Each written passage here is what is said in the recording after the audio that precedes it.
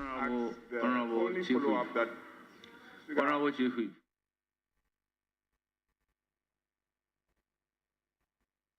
Well, hello, good afternoon, and thank you so much for staying with us here on TV3 also.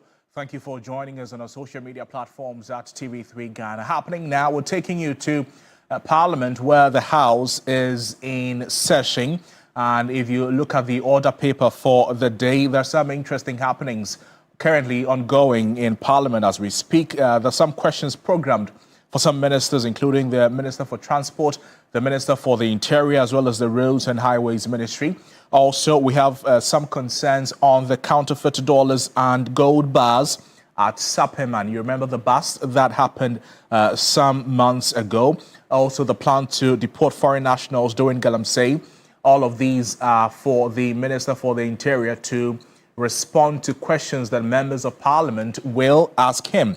Also happening today, the expectation is that the Transport Minister will answer questions on the renovation of the Kotoka International Airport, as well as some conversations or provide some answers to on the use of electric vehicles in the country. The Roads and Highways Minister will take more constituency specific questions. So we're taking you to Parliament right now, where my colleague Christian Yali will be joining us later. But at the moment, sitting is ongoing. Leadership have been speaking. The entire process that begins for proceedings to continue. I'm talking about prayers, roll call, correction of votes and proceedings. They've all happened, and sitting is in full force. At the moment, we understand the Minister for the Interior is answering questions that have been asked of him by these members of Parliament. And I should tell you that these questions are coming from both sides of the House. Some of the questions have been advertised in the order paper, some of the answers advertised in the order paper as well. Let's take you to Parliament now. Rather than doing a narration, but constantly he has refused to take a cue. That is why I'm moving to the next question, also standing in his name. He will take a cue. So may we revert to the first strictly supplementary question. And then he can ask his supplementary question. No. So strictly supplementary question. Yes. So take a cue. Honorable Speaker, I rise to ask the Minister what steps he's taking to apply for reclassification of Narcotics Control Commission as a security and intelligence agency pending the overhaul of Act 1030. Thank you. Yes, Honorable Minister.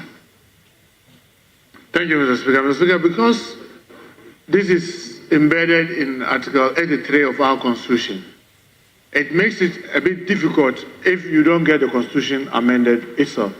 But what the steps we've taken is I've gone to the National Security Council and I've made a case for Narcotics Control Commission Director General to be allowed to sit in as an observer so that he will participate in the national security meetings as such. And also we've taken steps to ensure that the Regional Security Council, they also sit as official, the same with the District Security Council, pending the amendments to the Act and getting the Constitution rightly amended. Thank you, Mr. Speaker. Thank you. Honourable members, let's move to question number 6B, also standing in the name of Reverend John Tim Fojo, Member of Parliament for Asinsa. You have the floor.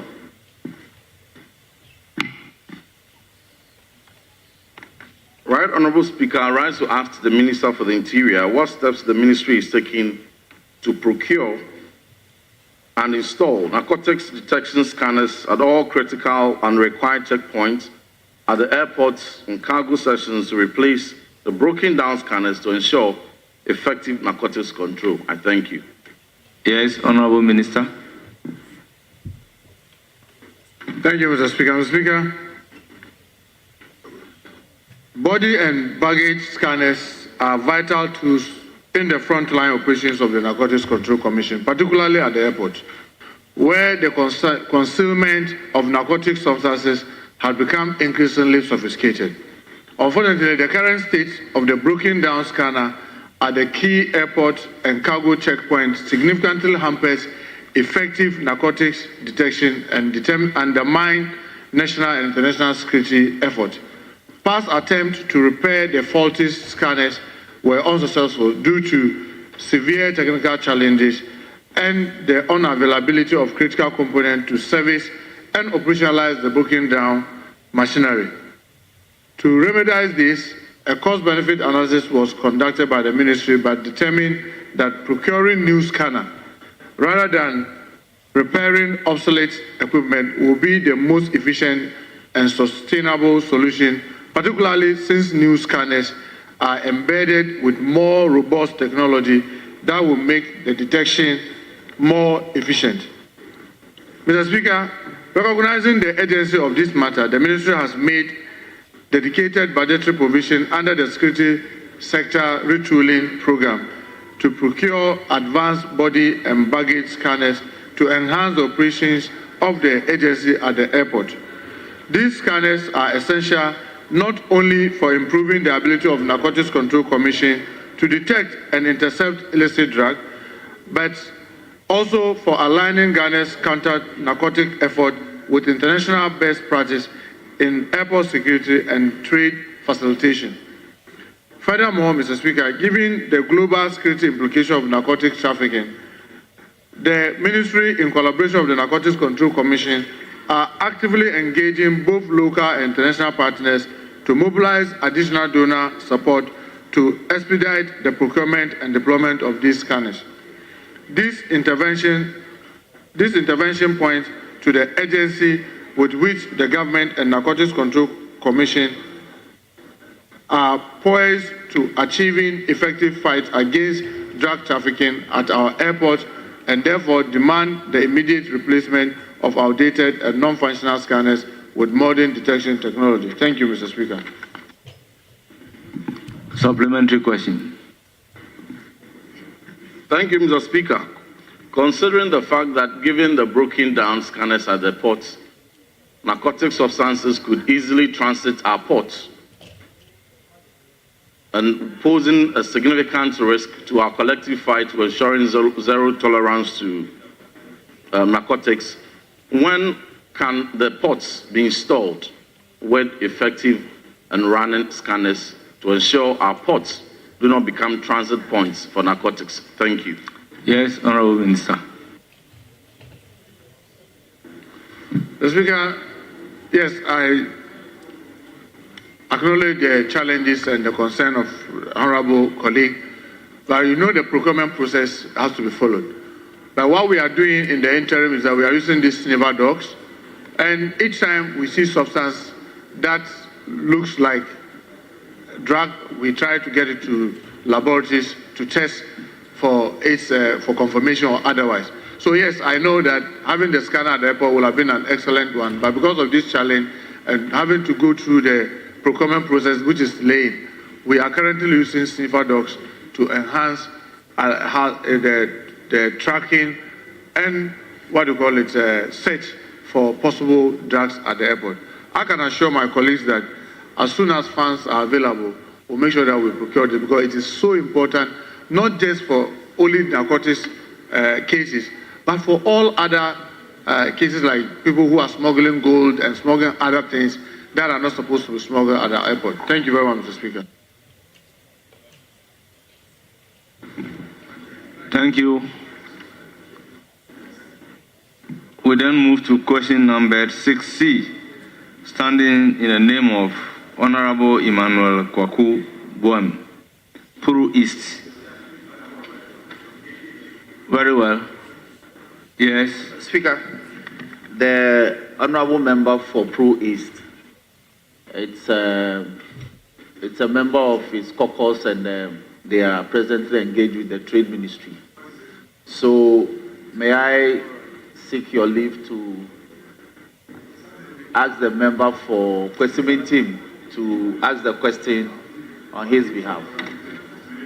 Mr. Speaker, I thank you for the opportunity. Mr. Speaker, I don't know under which rules the majority chief whip is asking your leave for that to be done. Mr. Speaker, you always guide us. And 88.3 is very clear. And with your permission, I read, Mr. Speaker. In the absence of the member and any other member so authorized, may, with the prior permission of the Speaker, ask the question. If the Majority Chief Whip wants to ask the question, he should seek your leave and state that he has been authorized to ask the question. But he cannot make that application on behalf of somebody, or he can guide the member to do the application, and that's not the rule.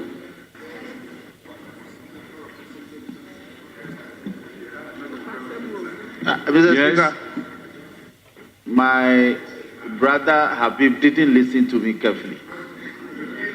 He did not. He did not.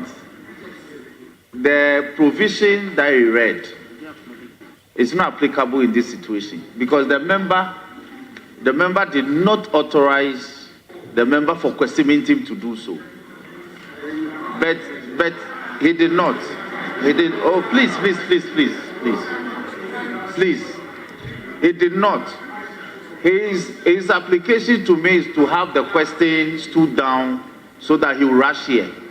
But I think that given the nature of the business, I want to seek your leave to get the member for questioning team to ask the question so we can make progress. Honorable Majority Chief Whip. Please. So, Honorable Majority Chief Whip. yes, Mr. Speaker. Does the member for questioning team has the authority of the questioner? Mr. Speaker, oh, please. No, please. Mr. Speaker, I am saying that the member is pleading with me to make an application to you to have the questions stood down. So he will rush from the engagement with the ministry, with his caucus, and be here to have the question asked. But given the nature and the speed at which we are moving, I fear that he may not come to meet the House and meet the minister to ask the question. Well, I want to. My prayer is that. Honorable Chief Whip.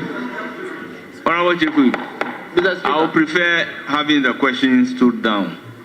If he's not here, by the time we finish with the urgent questions, he must do well to authorize the member to ask the question. I'm so grateful, Mr. Speaker. Let's move to question numbered 6D. Standing in the name of Honorable Professor Kinsley Nyako, Member of Parliament for Kwadaso, you have the floor. Mr. Speaker, with your indulgence, I would like to seek some amendment on the question because what I have in my hand, I've seen some minor changes. So if you allow, then we can do that before I ask the question. So if you come to... Well, I do not know the nature of the amendment and whether or not the nature of the amendment will change the intendment of the question. Please, it won't. Typo, sorry? It won't. Some typographical errors. Yeah. Mr. Speaker, so on the third line,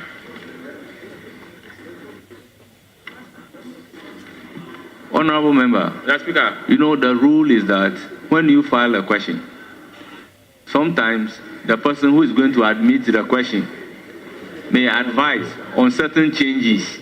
So if the amendment that you are seeking to do will not change the intendment of the question, I would advise that you proceed to ask the question as thank you. Per the order paper. Thank you very much. So I rise to ask the Minister for the Interior the current state of investigations into the murder of Gideon Owusu Sapon, a mobile money vendor at the former Onion Market at Kwadaso on 20th March 2025, and the measures put in place to ensure the safety of vendors and customers. Thank you. Yes, Honorable Minister.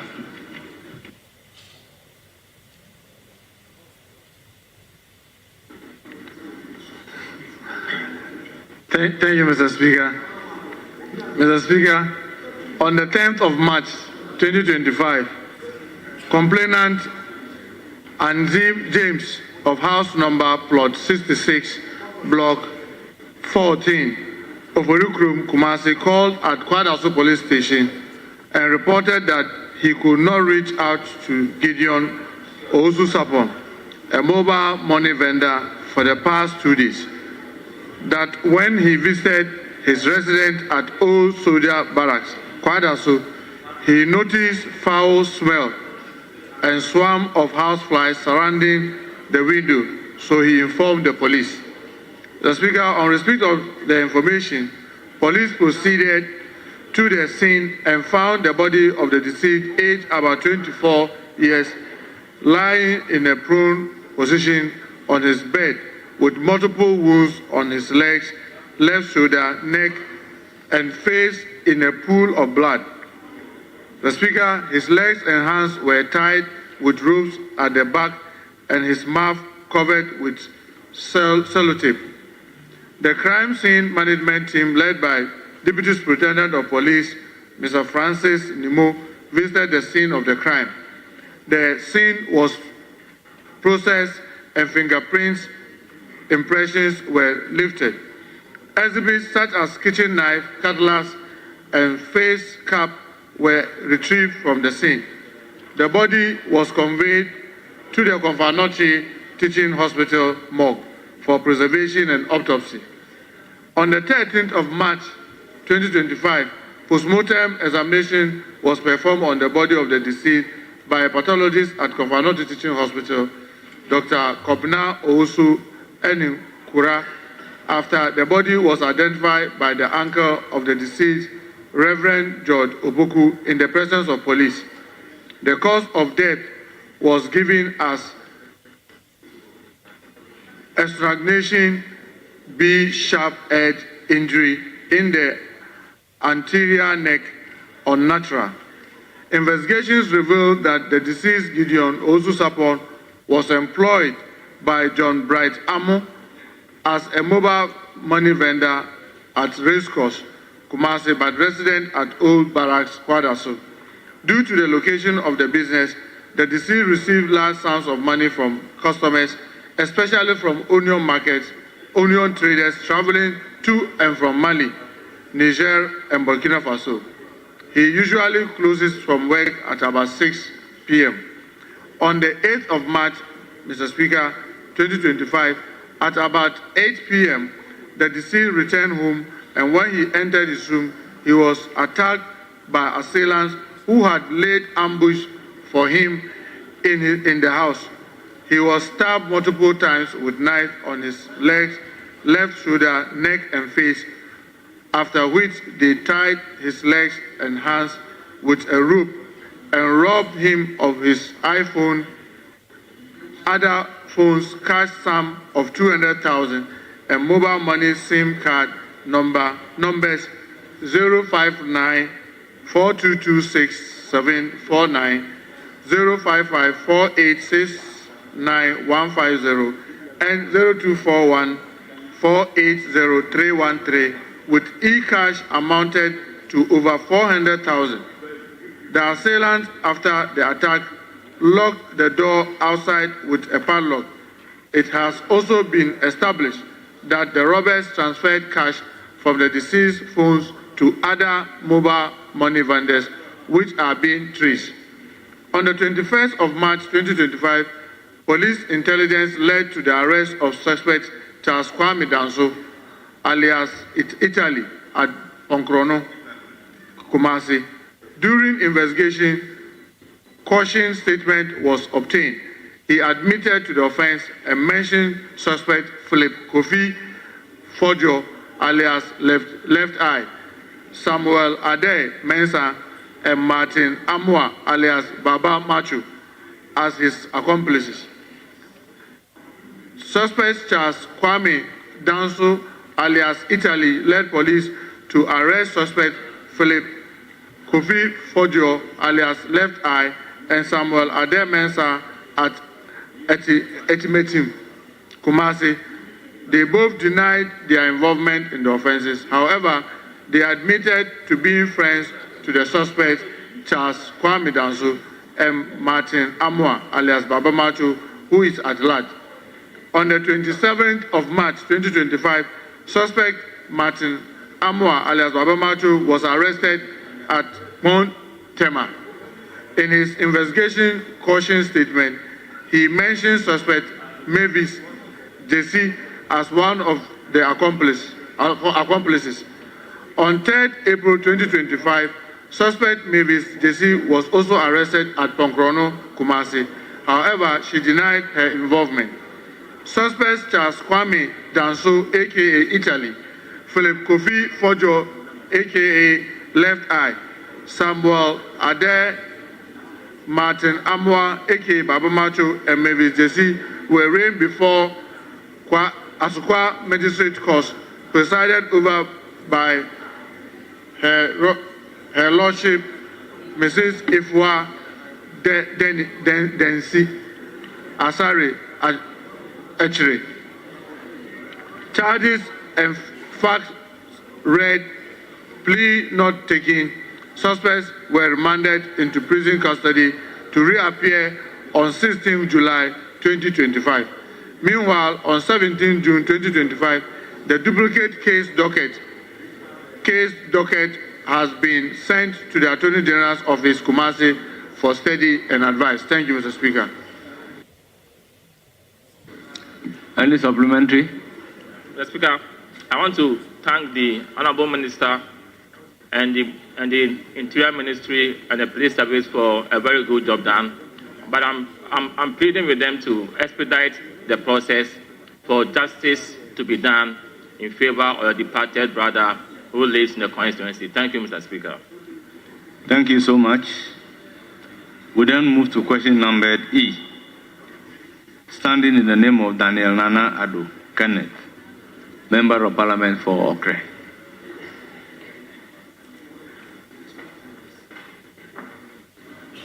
Thank you, Mr. Speaker. Mr. Speaker, I rise to ask the Minister for Roads. Honourable Member, hold it.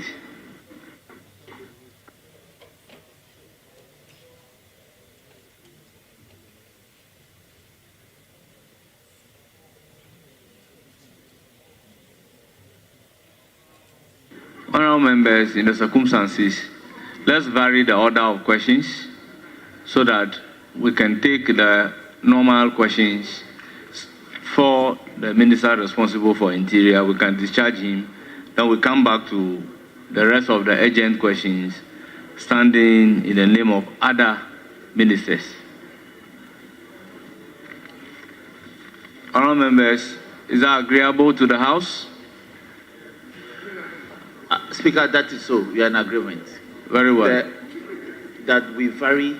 The application is to vary the order of questions so that we take normal questions standing in the name of the minister responsible for interior. Then we can have the minister responsible for interior discharged. Then we bring in another minister who will also answer urgent questions and proceed to answer normal questions. Mr. Speaker, as much as we might not have the difficulty in it, but the majority front bench should learn how to engage us in some of these things. If we are engaged, we won't have any difficulty in doing so. But because if you want to vary the order of business to go to questions rather than continue with agent questions, learn to engage us so that we agree and then we can have this thing flowing. But for you to just do it as if you can just say it. And your point is well noted, except that is a suggestion emanating from the chair. That is why I am asking whether we are in agreement with it. So, Mr. Speaker, we have no difficulty because, you know, the minister responsible for interior is a former leader. We have no problem. We have that respect for him. But the front bench, the majority chief whip, should learn how to engage us. So, honourable members, with this, yes, Chief Whip? Speaker, I thank you for the opportunity that the application didn't come, in fact, the request didn't come from the majority front bench. So we are adding them that the business very well. Honorable Daniel Nana Ado Kenneth, we'll come back to an urgent question where you have your turn to pose the question to the road minister. So, honorable members, let's move to question numbered 148, item numbered 7. Yes. Mr. Speaker, question number 148. I have the authority of the member to stand down the question. Very well. Question numbered 169. Standing in the name of Honorable Frank Aseru Bakwin. To whom?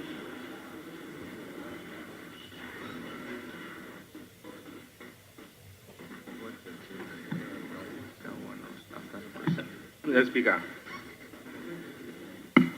I rise to ask the Minister for Interior the state of the interception of an alleged massive haul of counterfeit US dollars, Ghanaian cedi notes, and suspected gold bars hidden in a 20-feet containers at a warehouse in Sapema on the 9th of March 2025. Yes, Honorable Minister, you have the floor. Thank you, Mr. Speaker. Mr. Speaker, in March 2025, security operatives acting on intelligence report successfully intercepted suspected counterfeit US dollars and fraudulent gold bars stored in a shipping container located at Sepperman area. The Speaker, following established security protocols, the exhibits were securely protected. Later, in the interest of accountability, the media, an important partner in this effort, was invited to cover the story for reporting purposes. The National Security is also collaborating with the United States Embassy to confirm the authenticity of the suspected counterfeit currencies. At the same time, there is a collaboration with the Bank of Ghana and the Ghana Gold Board to confirm the authenticity of the intercepted gold bar and Ghana cedis. Mr. Speaker, it is worth mentioning that the operation was initiated following days of monitoring and tracking the modus operandi of the suspects. However, on the day the swoop was taken, the prime suspect had escaped before the security personnel arrived at the scene. However, investigations is ongoing to identify the suspect and their agent and the extent of the operation. Thank you very much, Mr. Speaker. Any supplementary? Can the minister name these suspects? Can you name the suspects?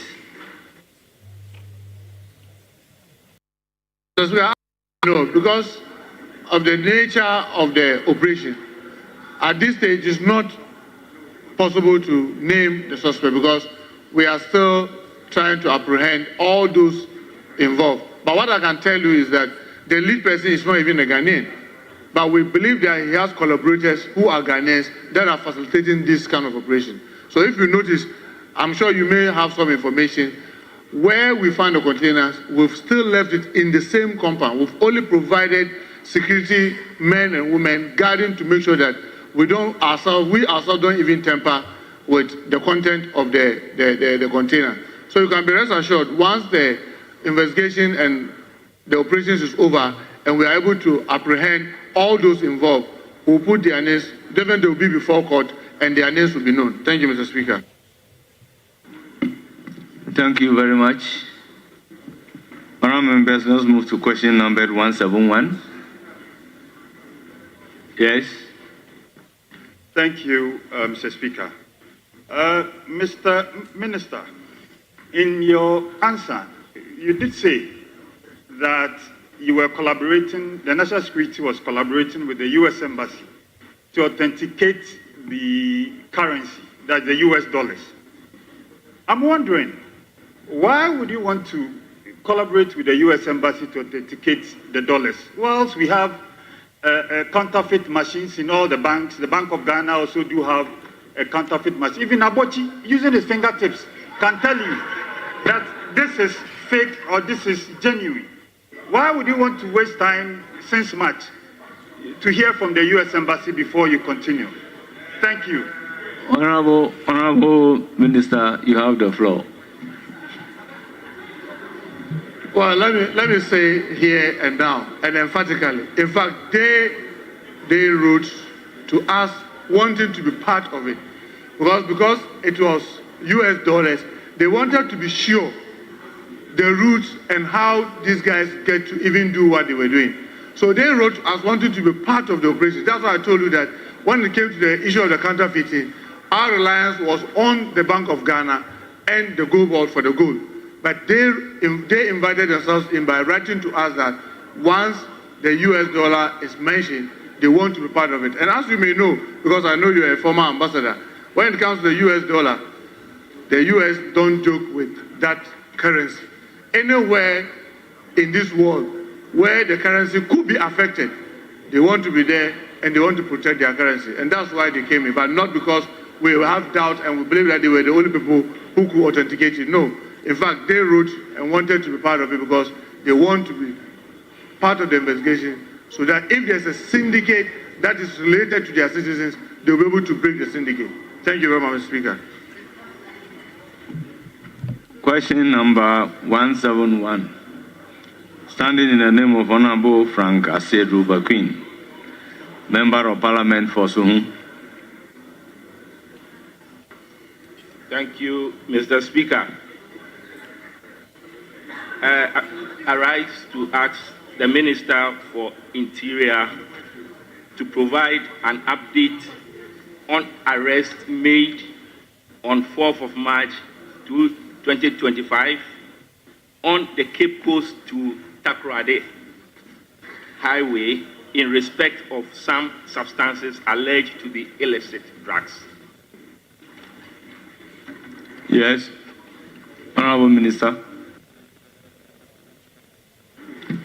Thank you, Mr. Speaker. Mr. Speaker, in March 2025, state security agencies conducted intelligence-led operations across central and western regions, resulting in the interception of substances suspected to be cocaine, weighing 3,313 kilograms, and the arrest of some individuals. Following comprehensive investigation and laboratory testing that confirmed the substance as cocaine, 2 suspects were arraigned before court and subsequently granted bail. Scientists from the Ghana Standard Authority were subsequently invited to conduct additional testing on the substances, after which the court issued an order for the destruction of the seized substance. The destruction was subsequently carried out on 20th of June 2025 at Bundasi in the Greater Accra region. It must be mentioned that apart from the, Mr. Speaker, it has to be mentioned that apart from the driver and his assailant, 4 other individuals were subsequently arrested and granted bail. 2 prime suspects are, however, at large. Efforts are ongoing to arrest them. The next court hearing of the matter is scheduled to take place on 24th of July 2025. Thank you, Mr. Speaker. Any supplementary? Mr. Speaker, I want to appreciate from the Minister who are these suspects and are they politically exposed?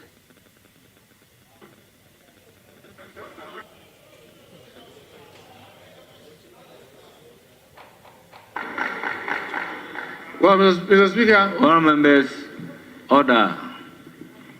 Thank you, Mr. Speaker. Mr. Speaker, like I rightly said, 2 persons that we suspect are the lead persons are at large. And it is the reason why you don't put the names. Anyone who has worked within the security area will tell you, once you've not finished apprehending all the suspects, you don't put out names, because the moment you put out names, you are giving others the opportunity to escape. But like I said, those that we have arrested have been put before court, they got a bail, and the next court hearing is on the 24th of July. And maybe I know you may want to say that who and who have been put before the court. That's a public record, and I necessarily don't need to come and mention. If you are truly interested, they are listed. But you are asking, are they politically, exposed? What I know for certain is that none of them is a member of parliament or a minister or a former MP or a relation of any MP or a former, a minister or MP. But when you say, are they exposed, you may not be able to tell until you finish the investigation and you get those that have absconded. Then you may try to say that, are they linked to any person or that person? But for now, all those that we have in hand, I can assure you that none is a member of parliament or a former MP or a minister or a former minister or a known party activist. Thank you, Mr. Speaker.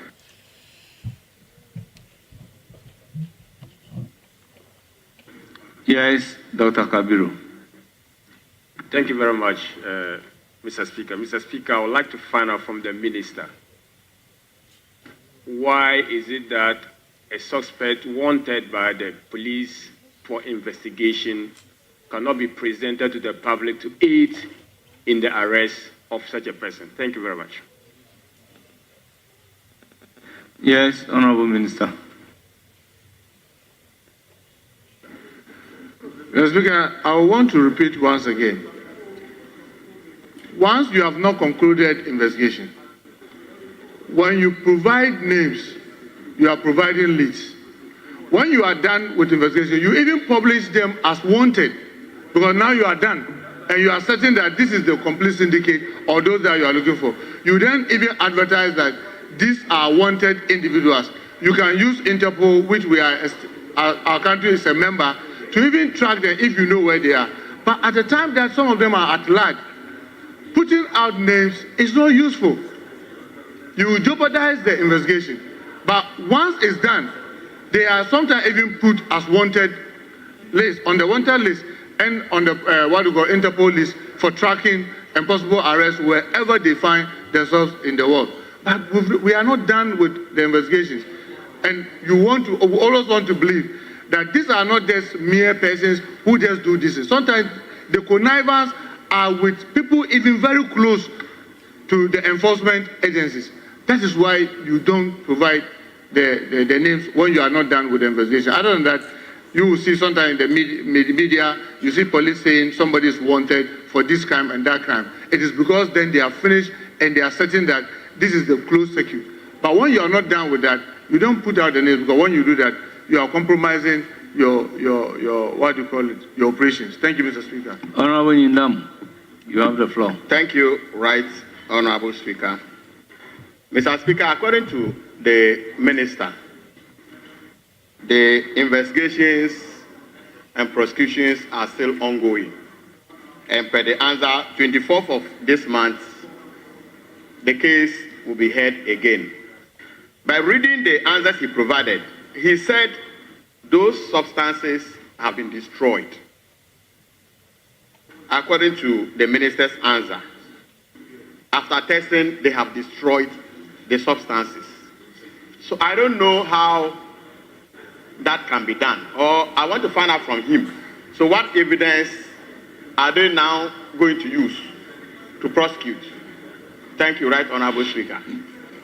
Yes, Honorable Minister.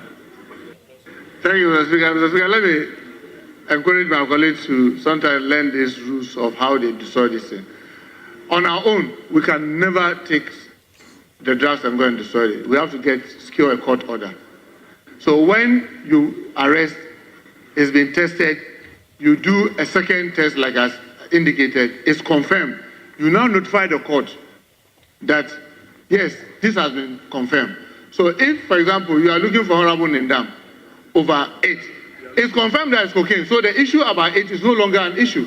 It's when you are investigating, you are not certain whether it is or not. That's where you keep it. But once you confirm, because remember, storage is a problem, because you don't want to keep it. We've had a situation in this country where drugs that have been stored got lost.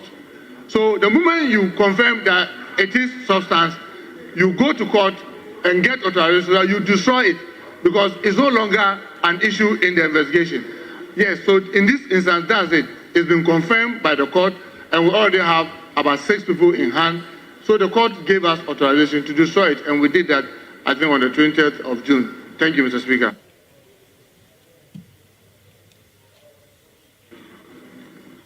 Yes. Yes. This may be the last supplementary question. Thank you very much, Mr. Speaker. Right, Honorable Minister, I think the question that Honorable Nyindam was asking for is the evidence of the destruction.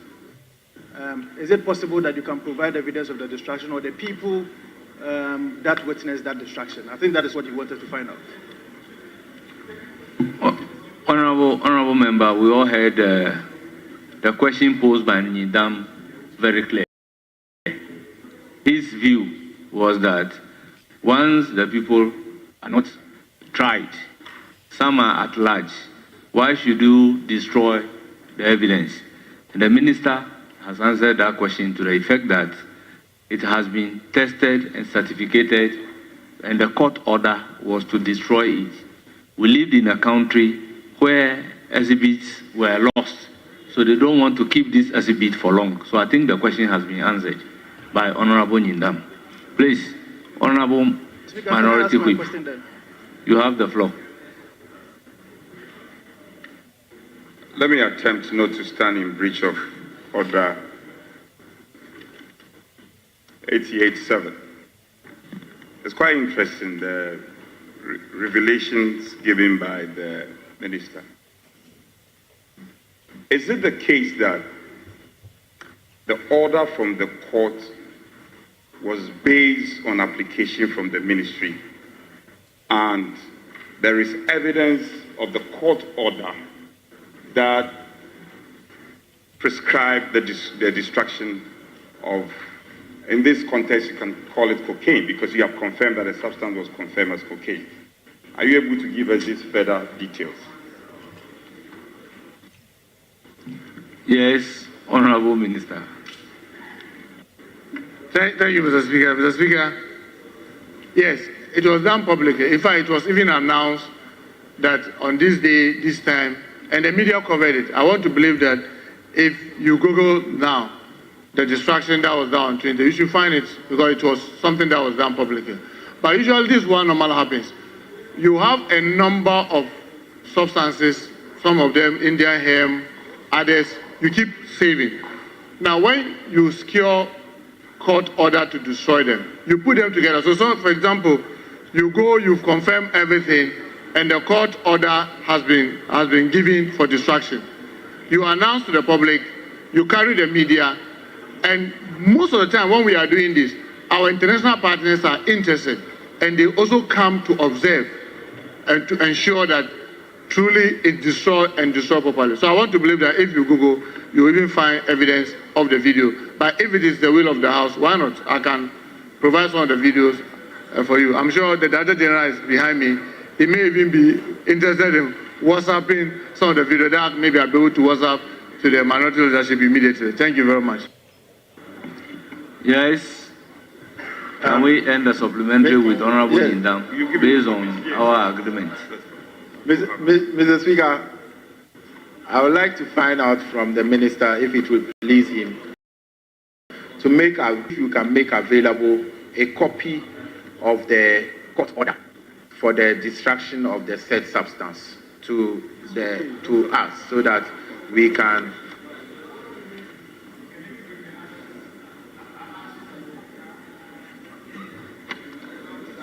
Honorable member, the law that this House passed.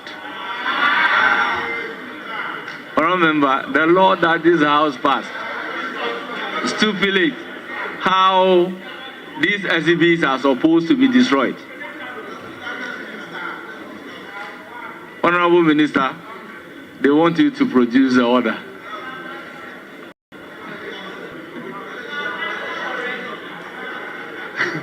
Mr. Speaker, I can assure the leadership and the table office, I'm going to WhatsApp the court order to them immediately. I'm saying that I've just asked that they should scan and send it to me, so that I'll send it, so that I don't even need to go out and later bring it, so that I can WhatsApp it. So when I WhatsApp it to the table office, they will print and make copies for you.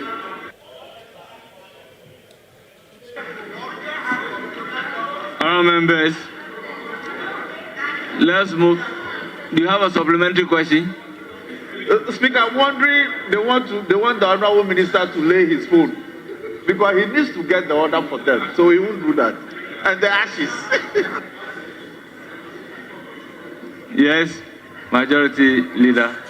Right, Honorable Speaker, I want to find out from the Minister whether next time when they are burning it, he would like to invite some of the members on this side so that they can inhale the smoke. Honorable Majority Leader, your question is not emanating from the answer nor the question posed. Yes?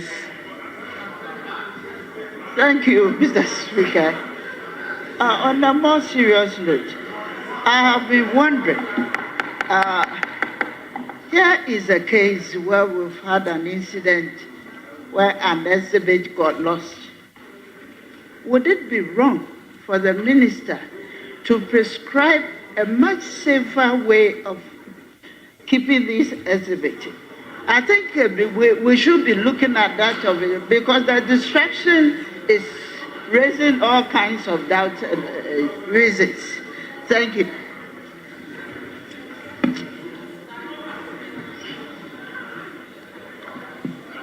Honorable Minister. Mr. Speaker, I can assure my colleague that the law has made adequate provision as to how we keep them.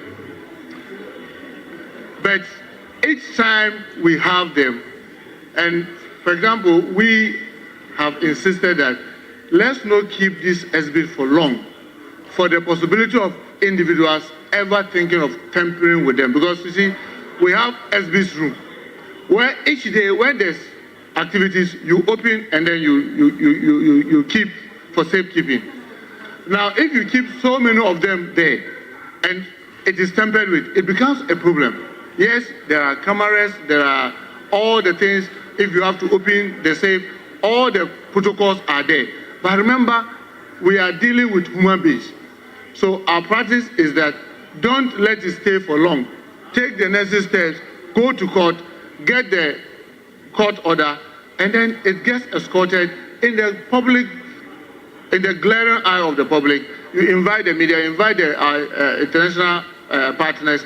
There's a UN organization that's interested in what we call drugs and crime. They will come and observe the UNDP, a lot of the others, Interpol. You invite all of them to come and see what the court order is and the substances in individual. It is checked. So, for example, this one that we said 3,313 kilo, it will be checked that truly that's the 3,313 kilo.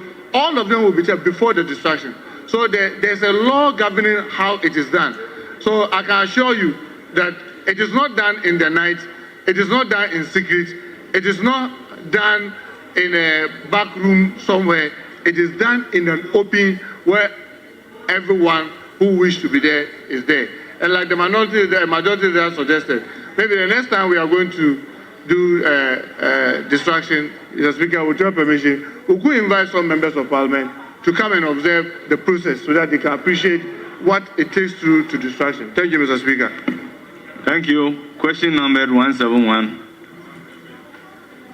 Standing in the name of Honorable Frank Asedo Bequin. Honorable Member, you have the floor. Mr. Speaker, 172. 172. 172, yes. Mr. Speaker, I rise to ask the Minister for Interior the current status of the implementation of the national security strategy outlined by His Excellency Nana Addo Dankwa Akufo-Addo in 2020. Yes, Honorable Minister.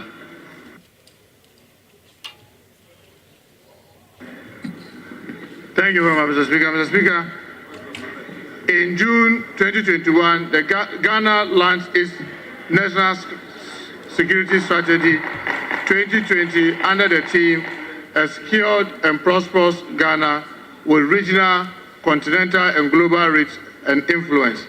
Despite being designated as a 2020 document, it was officially unveiled in 2021 to serve as a guiding framework for Ghana's security agencies and their operations. The strategy included provisions for anesthesia requiring various stakeholder agencies to develop complementary mini strategy aligned with the overreaching document. The prescribed timeline for this development ranged from March 2021 to June 2021. The Speaker, however, at the time of the strategy's launch, the deadline for most agencies to prepare their mini strategies had already passed. The strategy mandates the establishment of a review committee to evaluate and update the document every 4 years, indicating that the first comprehensive review was due in 2024. Mr. Speaker, given the evolving global, regional, sub-regional, and national security landscape, a comprehensive review is essential to ensure effective implementation and monitoring of Ghana's security objectives. In response to this need, the national security framework remains relevant response and aligned with contemporary security. Thank you, Mr. Speaker. Any further question?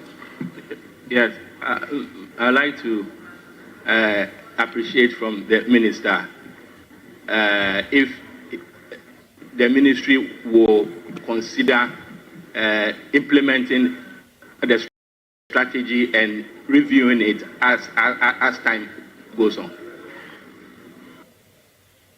Yes, Honorable Minister.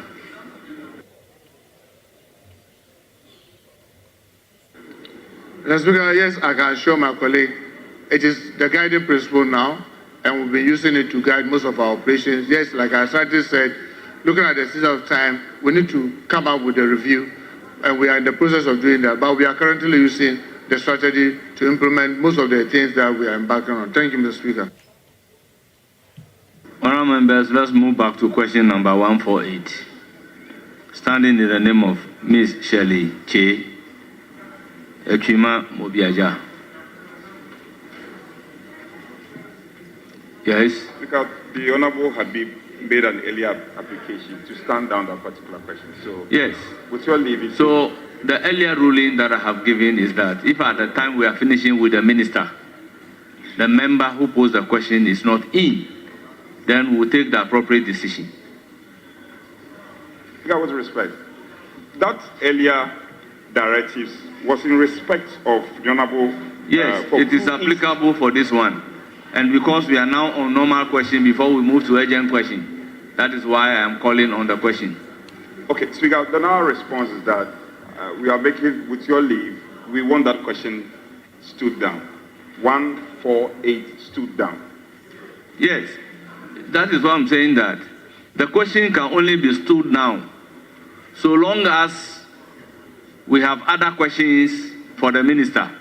But as we speak right now, apart from question number 148 and urgent question number C, we have no further question for the minister. And these are the two questions stood down. So should we take a decision on the two? Mr. Speaker? Yes. My indications are that 148 will be withdrawn. Then the 6C, yes, which was stood down in the name of Honorable Buam. Honorable Buam is here. So we may have to go back to agent. Question. Very well. So question numbered 148 is hereby withdrawn. It's accordingly withdrawn, Mr. Speaker. I thank you for the opportunity. Question number 6C. Honorable member, you have the floor. Thank you very much, Mr. Speaker. I would want to ask the Minister for Interior the concrete steps the ministry is taking to curb armed robbery, attacks, and violent attacks on the Edrayeji stretch.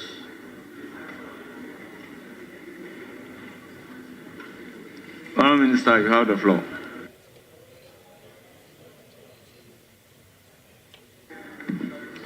Thank you, Mr. Speaker. Mr. Speaker, I wish to state that the Asante Regional North is one of the newly created regions, which was commissioned on the 18th of July 2023. Below are the activities undertaken with some challenges faced. Edra, Yeji, and Setidumasi Nkranza Stretch. The Speaker, currently, Edra Command operates one snap checkpoint at Kesey, a barrier at a barrier at Droma Kuma with one FPU patrol team between Kasey and Droma Kuma on the Idra Yeji stretch. The command also plans to set up additional snap checks point at Idra Nkwanta, Kurunti Junction and Prison Junction to be supported by a patrol team in the Idra Yeji stretch of the road. We have also deployed 50 police officers well trained on highway robbery on the Yeji Atibobo stretch and provided an additional pickup vehicle to support their operations. The Speaker, the challenges that we have are additional manpower and vehicles that are needed on the Idra Yeji stretch and Idra Nkranza stretch. Additional snap checks are also needed, and 2 patrol teams are also being considered at Ebuem and Bayere Nkwanta on the Idra Nkranza road, and another for Setidumasi Nkranza and Setidumasi and Inaso Boama road. The Speaker, Mompong Idra stretch. Mompong District operates 2 snap checks points at Santaso Bridge, Thick Forest, and a barrier at Buantem with 4 police unit patrol team at Edura Scrap. The command also planned to build a post around Santaso Bridge and Thick Forest to be supported with a vehicle to operate around the clock. There is a weak bridge at Santaso on the Mampong, Ebuatim stretch, leaving drivers with no choice to slow down. The construction of this bit will go a long way.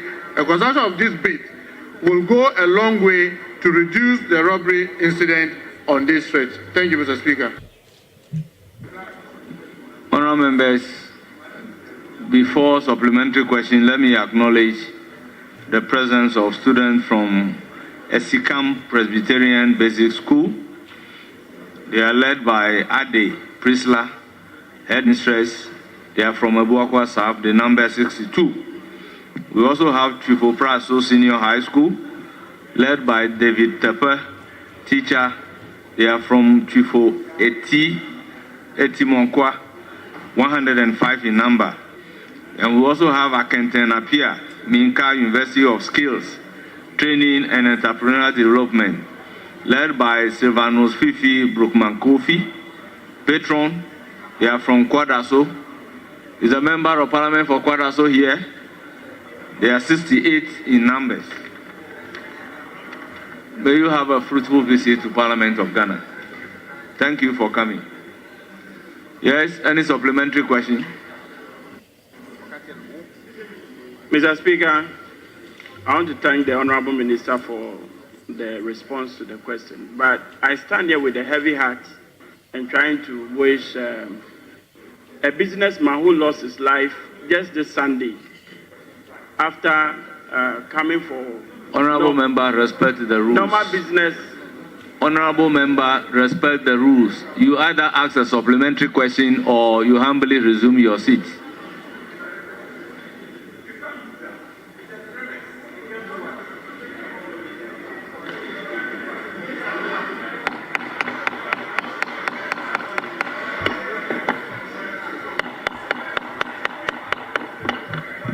Honourable members, we owe fidelity to the rules.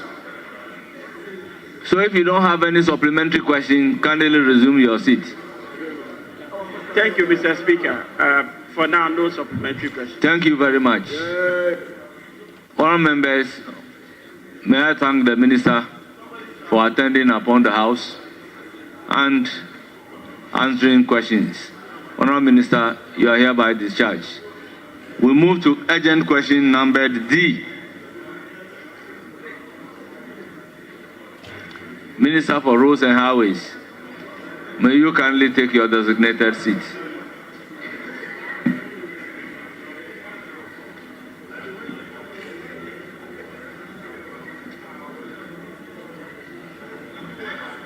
Honourable members, question 6C, standing in the name of Mr. Daniel Nana Ado Kenneth, Member of Parliament for Okre. You now have the floor.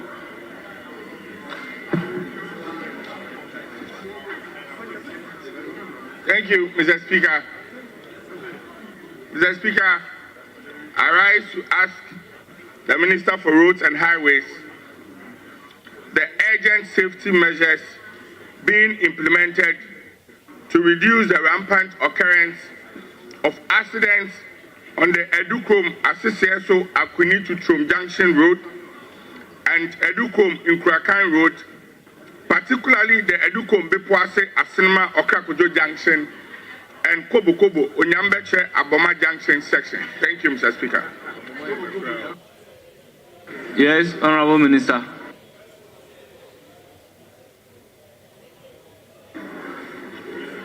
Mr. Speaker, the Nkurakan to Edukrom to Trom Junction Road, R42, is a vital regional road in the eastern region, connecting several towns and serving as a link between major transportation routes. It is part of road network which support north-south movement across the Volta and eastern regions. Current program. The project was awarded under the contract titled Reconstruction of Nkurakan, Edukrom, and then Edukrom to Trom Junction Road. The project commenced on the 23rd of December 2020 for completion by 18th of July 2024. The project is substantially completed and is in defect liability period. Stage 5 of the road safety audit post-opening stage is being carried out to monitor and evaluate the road's performance against the features that have been implemented. This includes conducting accident investigation analysis to identify blind spots and propose further safety measures to reduce accidents. Any supplementary? Yes, Mr. Speaker. The Minister indicates that evaluation is being done. I would like to ask the Minister, in the interim, what key measures can he put in place? Because within this first quarter alone, we've had about 66 casualties and 15 deaths on that road. And knowing how hilly the place is with very sharp curves, can the Minister propose some immediate step-guard measures while this safety evaluations is being done? Thank you. Yes, Honourable Minister. Mr. Speaker, I agree with my colleague. Though the irony is that, Mr. Speaker, this road was previously in a very bad state. It has been done to a very high level of quality. Sadly, the road looks very, very good, and unfortunately, motorists are unable to control themselves in terms of adhering to the speed limits. So we are working with the MTTD to make sure that the speed limits that apply to this road are fully implemented, while the ministry takes time to implement further speed control measures on the road to make sure we limit the carnage on the road. I agree with him, and that we ought to speed up the interventions that will make sure that the accidents reduce. But I will work with him. The difficulty is that we complain when the roads are in bad state, and then when they are done to the standard we want, then it becomes another danger. So I think it is purely the issue of motorists adhering to the speed limits that have been applied or is prescribed for these kinds of roads. I mean, basically going to build several speed ramps on the road just reduces the effect we want people to have on the road. That is to travel within reasonable time. So we'll continue to work with the MTTD and also implement the rest of the safety features on the road. Thank you, Mr. Speaker. Thank you very much. Question number 6F, standing in the name of Honorable Emmanuel Kweku Bon, Pro East. You have the floor. Thank you very much, Mr. Speaker. Mr. Speaker, with your indulgence, I want to... Well, that is for transport. Yes. So, honourable members, let's vary the order of questions and take the rest of the questions for the roads minister, as we did in the case of the minister responsible for interior, so that we can discharge him for the minister responsible for transport to take his turn. Yes? Speaker, I think we can proceed. Very well. So, question number 181. 187. Mr. Honorable Mumuni Mohammed Nuruddin, Narerugu Gambaga.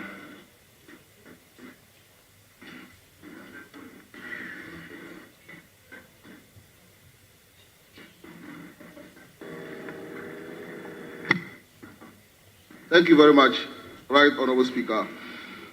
Mr. Speaker, I rise to ask the Minister for Roads and Highways when the construction of the following roads in Nalero Gamba constituency will be completed. Nalero Sakugu, Bumpurugu Nakpanduri roads.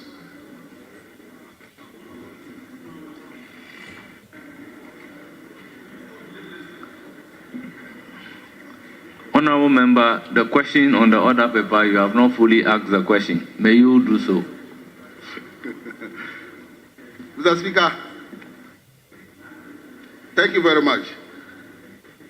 I rise to ask the Minister for Roads and Highways when the construction of the Nalerugu Sakogu Nakwanduri Bumpurugu roads awarded by the previous government, that is the Nanado Bawumia-led administration, will be completed. Thank you very much. Honorable member, take a cue. You are to read the question.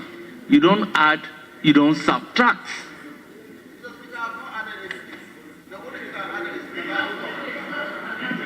So, from your question, tell me where Nanado Bawumia is mentioned. Mr. Speaker, thank you very much. If I say the previous government alone, and I don't add Nanado Bawumia, the previous government can... Why didn't you add Nanado Bawumia to the question at the time you are filing it? Honorable member, we are applying rules. You can forfeit the right to ask the question. Mr. Speaker, I take the question again. I ask the Minister for Roads and Highways when the construction of Nalerugu Nakpandu Bumpurugu Road awarded by the previous government will be completed. Thank you very much. Yes, Honorable Minister.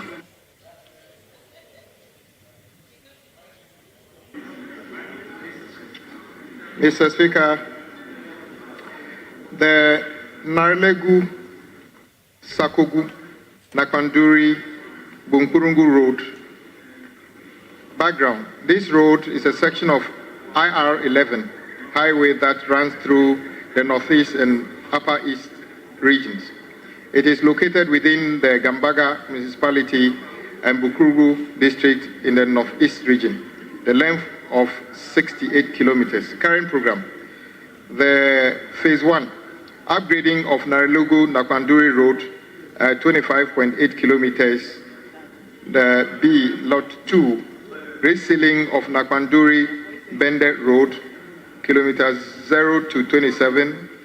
And then the third one, upgrading of Bendi Bumpurugu Road, kilometer 15 to 0.2. A, upgrading of Nalegu-Nakwanduri Road. The contract commenced on the 29th of November, just a few days before the election, for completion by 28th of November 2026. Progress of work is estimated at 17%. The contractor is on site and works are progressing currently. B, the resealing of Nakwanduri Bende Road. The contract commenced on the 12th of December 2024, after the election, for completion on the 11th of December 2026. The contractor is yet to mobilize to site. 3, upgrading of Bende Bunkurugu Road. The contract commenced on the 12th of December, once again after the election 2024, for completion by 11th December 2026. Progress of work is estimated at 19% physical completion. The contractor is on site and works are ongoing, Mr. Speaker. Any supplementary question? Thank you very much, Right Honourable Speaker. Honourable Minister, if you look at this particular route, it starts at Nalergo, a popular point called Nyang Kulga. And currently, the bridge at Nyang Kulga is using a temporary steel bridge. I want to find out, is construction of permanent bridge of Nyang Kulga part of the project? Yes, Honourable Minister. Mr. Speaker, the question was clear to ask the Minister for Roads and Highways when the Narlegu, Sakogu, Nakwanduri, Bukugu Road awarded by the previous government will be completed. You are now talking about a specific scope within or without the project. I am unaware of a temporary bridge that needed to be replaced. If the question were to tell you about the scope of works, I would have confirmed whether that particular bridge is part of the project or not. So I'm unable to comment on whether the temporary bridge will be replaced or not. But I can only assume that since it's a project, the bridge is on that stretch, it would have been worked on as part of this project. Honourable members, for the purposes of all of us taking a cue, Order 88.2 says that the member called shall rise and ask the question that stands in the name of the member on the order paper. That is why you must read the question on the order paper. You don't have a right to choose to leave part of the question or now introduce other issues into the question. So we should be guided accordingly.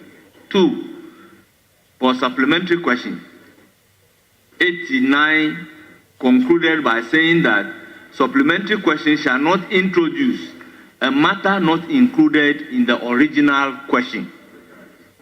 So, honourable member, be guided by these 2 rules accordingly.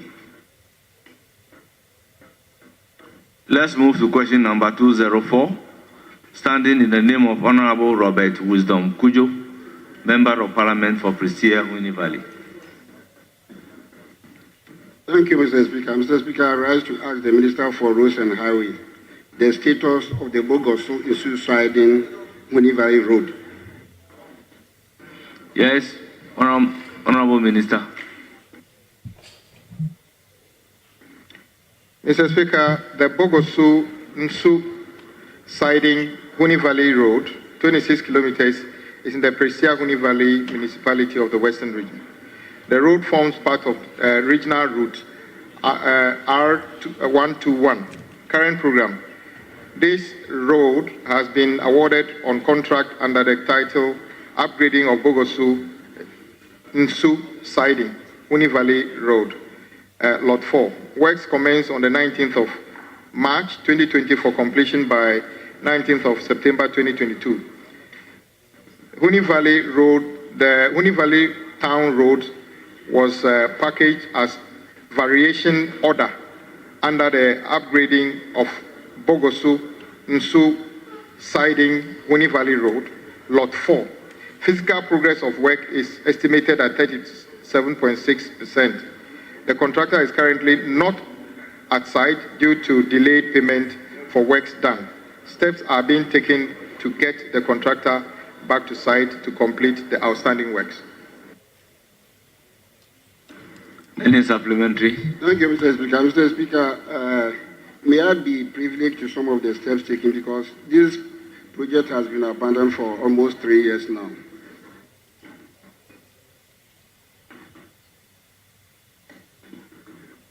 Yes.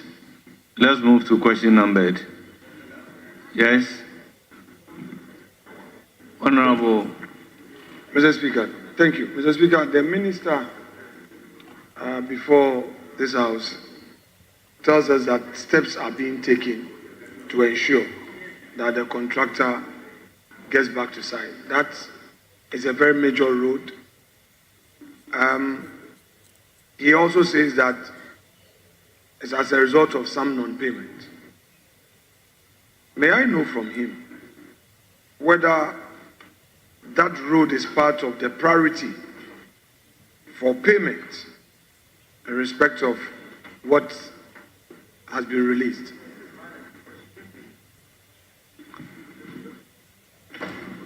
Well, this should be a very fresh question. And Honorable Minority Leader, let me also remind you that at conclave, it was agreed that we will not take supplementary questions on constituency-specific questions. So let's proceed to question number 205. Mr. Speaker, with respect, that is correct. But Mr. Speaker, this House will rely on public records. And it is not only us, but the interest of the public. If we have the minister sharing with us a critical information to the effect that steps are being taken, and it also makes a disclosure that the delay is as a result of non-payment, I believe that it necessarily follows that the members of the public, especially users of that stretch of the road, a lot of trucks use that stretch of the road. I've been in that area before, and I know the traffic levels. I only want to know from the minister whether, as part of the steps, he is prioritizing the payment. He was very general. But if you don't want him to answer, that's Honorable okay. Minority Leader, the question is on the status. You are talking about steps. By the rules, this question is overruled. Question number 205. Standing in the name of Honorable Elvis Osei Mensah Dapa, Ahafuano South West. You have the floor. Mr. Speaker, I rise under Order 883 and with the authorization of Honorable Elvis Osei Mensah Dapa. With your permission, I'll proceed to... Please ask the question. Thank you, Mr. Speaker. To arise to ask the Minister for Roads and Highways the updates on the re-awarding the bitumen surfacing of Mpasaso number 2 to Asioko feeder roads, as there was a recommendation to terminate the contract in 2023. Thank you. Yes, Honorable Minister. Mr. Speaker, thank you for the opportunity. Mpasaso number 2 to Asioko Road background. This road is a feeder road, and sections of this road are captured in the Department of Feeder Road database as we also to 1 Samie Feeder Road, 40.86 kilometers.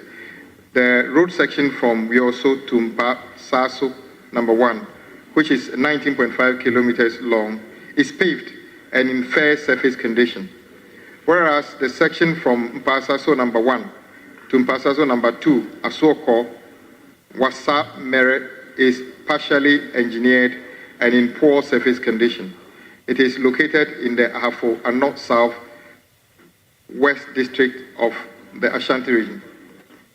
The road was divided into 2, phase 1 of and awarded under two separate contracts as follows.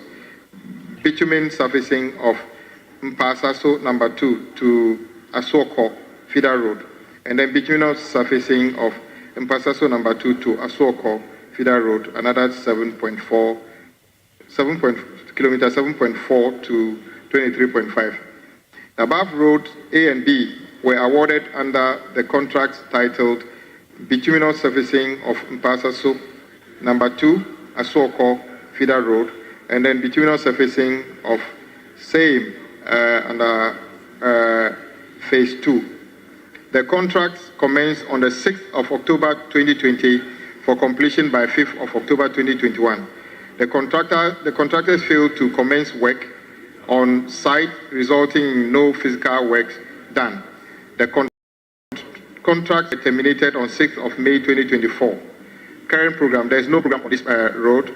Engineering design, future program, engineering design studies have been carried out on the entire 40.86 kilometers of the road for consideration under the 2026 budget upon availability of funds. Any supplementary? No supplementary, Mr. Speaker. Thank you very much. Question number 208, standing in the name of Honorable Robert Wisdom Kujo, Member of Parliament for Prestia, Huni Valley. You have the floor.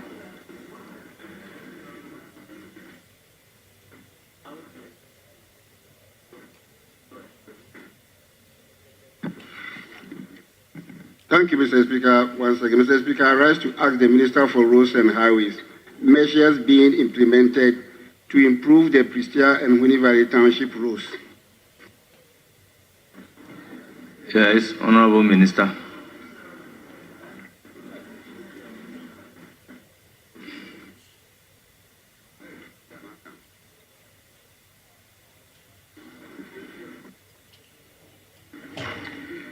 Mr. Speaker, Prestia and Huni Valley are towns within the Prestia-Huni Valley municipality in the western region, with Bogosu as its capital.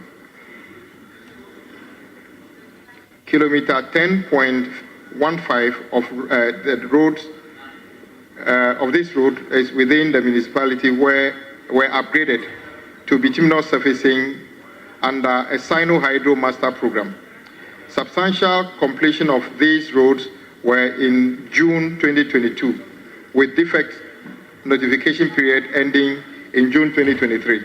Current program, the Department of Urban Road shall continue to undertake routine and periodic maintenance activities of both the paved and unpaved roads within the municipality. Future program, engineering studies of the road network will be undertaken to identify roads that need upgrading, rehabilitation, or reconstruction by the end of the fourth quarter of 2025. Project implementation shall, however, be dependent on the availability of funds. Yes, Honourable Member, any supplementary question? Thank you, Mr. Speaker. Mr. Speaker, this information, this bituminous surfacing program was undertaken only in Prestia, part of Prestia, but for Huni Valley Township, the contractor just dug some gutters and left the project. So Honourable Member, question. Question number 206, standing in the name of Honourable Dr. Albert Tenyako, Member of Parliament for Yilo Krobo. Right, Honourable Speaker. I wish to withdraw the question. Much. Question accordingly withdrawn. Question number 207, standing in the name of Honorable Dr. Albert Nyakote, Member of Parliament for Yilo Krobo. You have the floor. Thank you, Mr. Speaker. I wish to withdraw this question as well. Question number 207 accordingly withdrawn. Then question number 209, standing in the name of Honorable Elvis Jose Mensah Dapa, Member of Parliament for Ahafuano Southwest constituency. Honourable Member, you have the floor. Thank you, Mr. Speaker. I come under the same order, and I have the authorization of the member to ask the question on his behalf. Please, go ahead. Thank you. I rise to ask the Minister for Roads and Highways the progress on on the upgrade to bitumen surfacing of the Yosu to Wansamre feeder roads stretch, which was awarded to contractors in 2018. Thank you. Yes, Honorable Minister. Mr. Speaker, the Ampaso number 2. This is question number 209. Yes, 209. Okay. 208. Yes, Mr. Speaker. 209. Yes. The Ampaso number 2, a so-called road, forms part of the Wioso Wansamre Road. The road section from Wioso to Ampasaso number 1, which is a 19.5 kilometer long road, is paved in fair surface condition, whereas the section from Ampasaso number 1 to number 2, and then leading to Asoko, Wasamire, is partially engineered and in poor surface condition. It is located in the Ahafwano South West District of the Ashanti region. A section of the road from Welso to Wansamre was captured under the contract title Bituminous Surfacing of Ampasaso number 2 to Asoko Feeder Road. The road was awarded under the contract resurfacing of Ampasaso number 2 to Asoko Feeder Road. That is phase 2. The contract commenced on the 6th of October 2020 for completion by 5th of October 2021. The contractor failed to commence works on site, resulting in no physical progress. The contract was terminated on 6th of May 2024. Engineering design studies have been carried out on the entire 40.86 kilometers of road for consideration under the 2026 budget upon availability of funds. Any supplementary question? Yes, Mr. Speaker. Can the Honorable Minister give assurance to prioritize this road in the 2026 budget as indicated? Yes, Honorable Minister. Mr. Speaker, we prioritize every road in the public road in the country, and we shall consider this in the next budget based on availability of funds.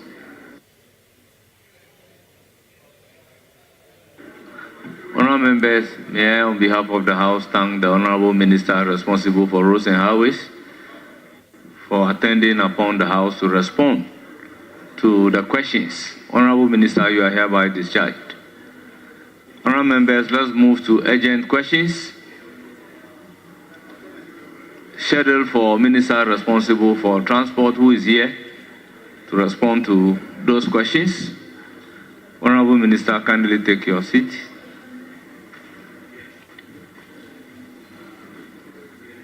Question number 6F, standing in the name of Honorable Emmanuel Kwakuboem, Pro East. You have the floor. Thank you, Mr. Speaker. Mr. Speaker, I want to seek your indulgence to withdraw this question. Thank you. Question number 6F, accordingly withdrawn. Question number 6G, standing in the name of Mr. John Dako, Member of Parliament for Swami. Honourable Member, you have the floor. Thank you very much, Honourable Speaker. Speaker, I rise to ask the Minister for Transport to update the House on the renovation of the Kotoka International Airport Terminal 2, the purpose of the renovation, the cost and the source of funding for the renovation. Thank you, Mr. Speaker. Yes, Honourable Minister, you have the floor.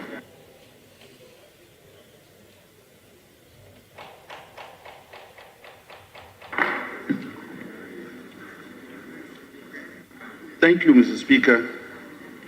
Mr. Speaker, in recent times, Terminal 3 at Kotoka International Airport has witnessed increasing passenger volumes and congestion during peak hours.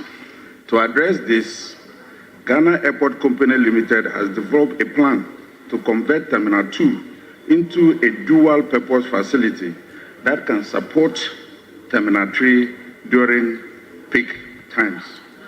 Mr. Speaker, the purpose of the repurposing is one, to maximize the use of Terminal 2, thereby reducing reliance on Terminal 3 and enhancing airport capacity. 2, to position Terminal 2 to handle increasing domestic and international passenger volumes. 3, a dual-purpose Terminal 2 will also provide an alternative passenger facilitating, ensuring seamless operations during peak travel periods or emergencies that may affect Terminal 3. Mr. Speaker, the project is fully funded by Ghana Airport Company Limited through its internally generated funds under the capital expenditure budget to a total cost of $9,493,150 United States dollars. Thank you, Mr. Speaker. Any supplementary question? Yeah, Mr. Speaker, on this no supplementary question. Thank you. We now move to question number 6H, also standing in the name of Honorable John Dako, Member of Parliament for Swami. Honorable Member, you have the floor. Thank you very much, Honorable Speaker. I rise to ask the Minister for Transport whether the ministry is aware of the breakdown of the parking cashiers or the pay station at the Kotoka International Airport and what the ministry is doing to fix it. Thank you very much. Yes, Honorable Minister.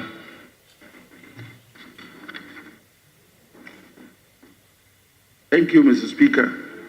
Mr. Speaker, the ministry is informed of the issue and steps are being taken by Ghana Airport Company Limited to resolve it. This will include the replacement of old equipment and the introduction of digital payment options, such as POS and mobile payment platforms. Mr. Speaker, currently, a new equipment has been installed at some major car parks at the Kotoka International Airport and at testing phases. Mr. Speaker, this will run until 31st July 2025. Thank you, Speaker. Honorable Member, any supplementary question? Yes, right, Honorable Speaker. So, Mr. Minister, so in the meantime, what is the ministry doing to ease the burden of travelers who have had to spend several minutes queuing to pay before they can leave the parking lot? Yes, Honorable Minister.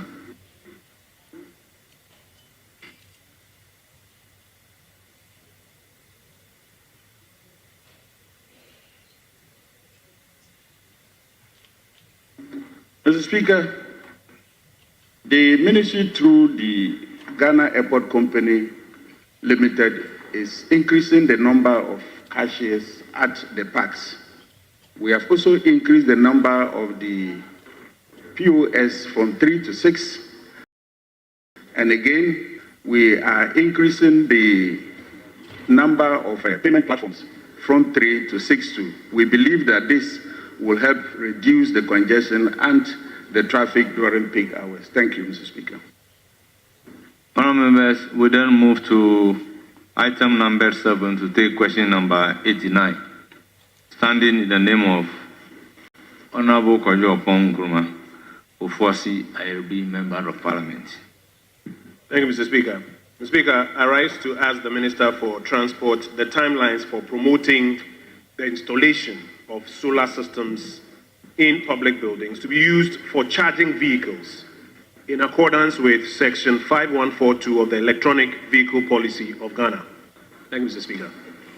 Yes, Honourable Minister.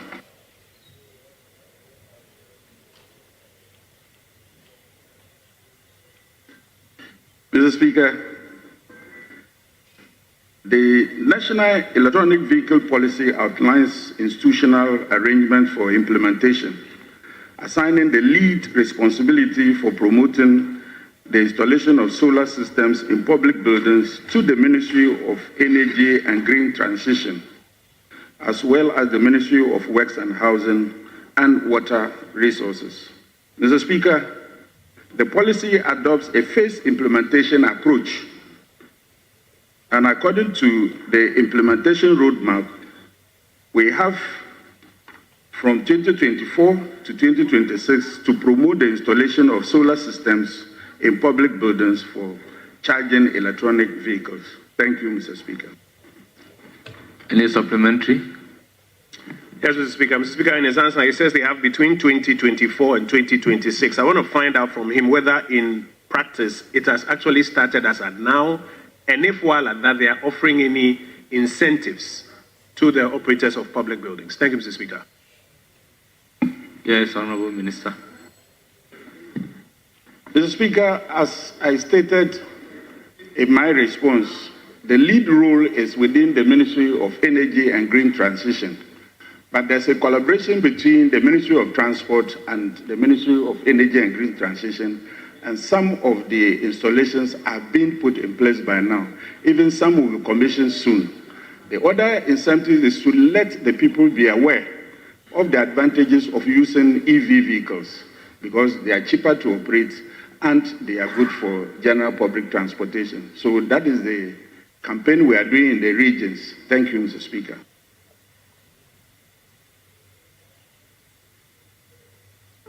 Thank you very much, Honorable Minister. We then take question number 90. Also standing in the name of Honorable Kojo Opon Nkrumah.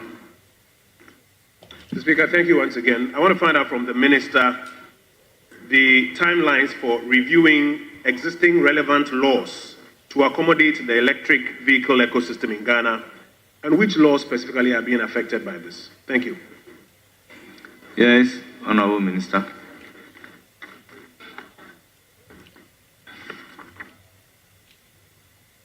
Thank you, Mr. Speaker.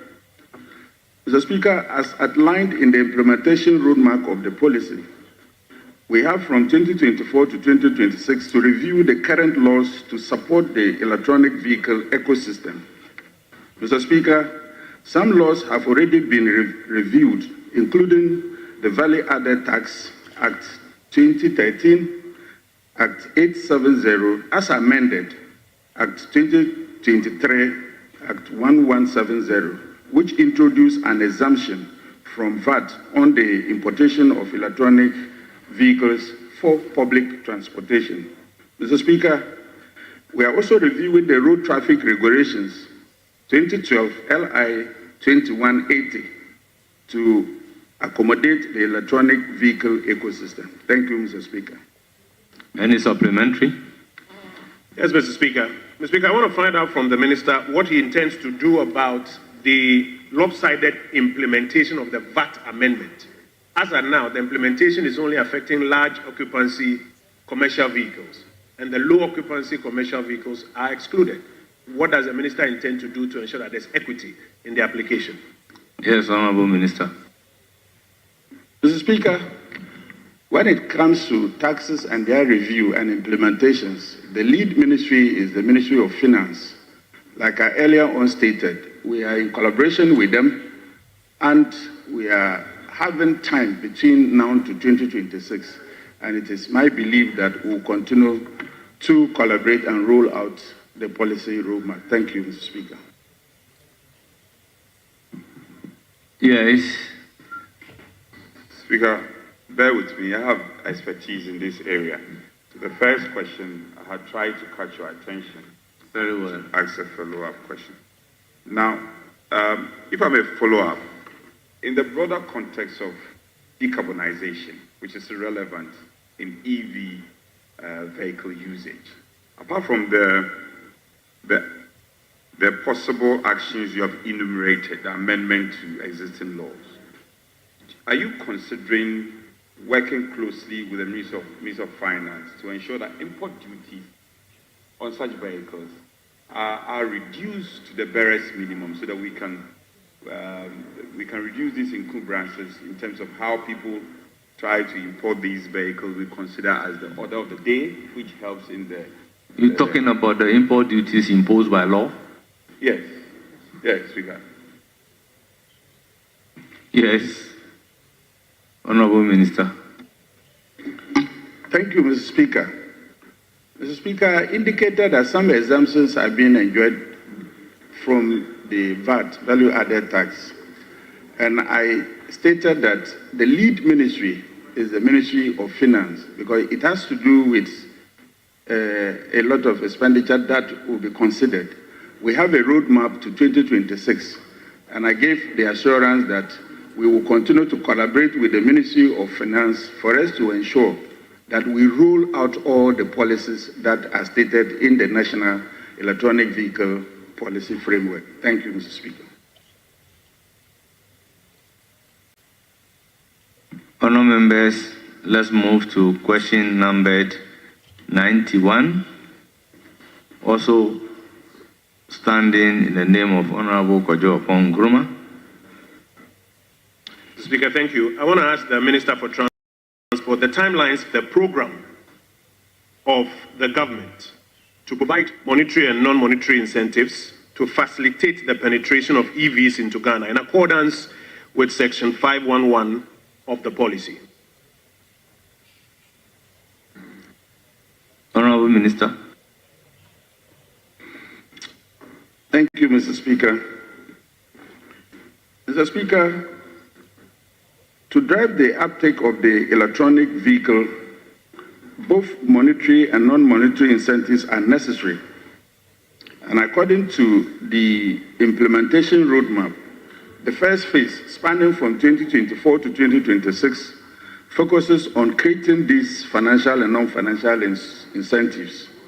Mr. Speaker, the Value Added Tax Act 2013, Act 870, as amended by Act 2023, Act 1107, which introduced an exemption from VAT on the importation of electronic vehicles for public transportation, has already taken effect.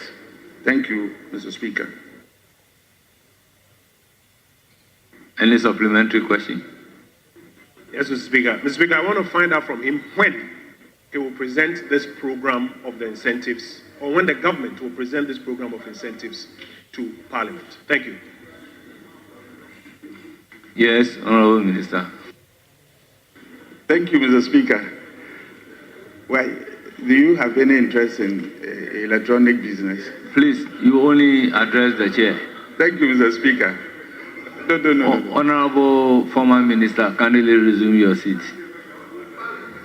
Thank you, Mr. Speaker. I stated that we are going to collaborate with the Ministry of Finance. That is the lead ministry in this regard. And so we will continue to do the collaboration.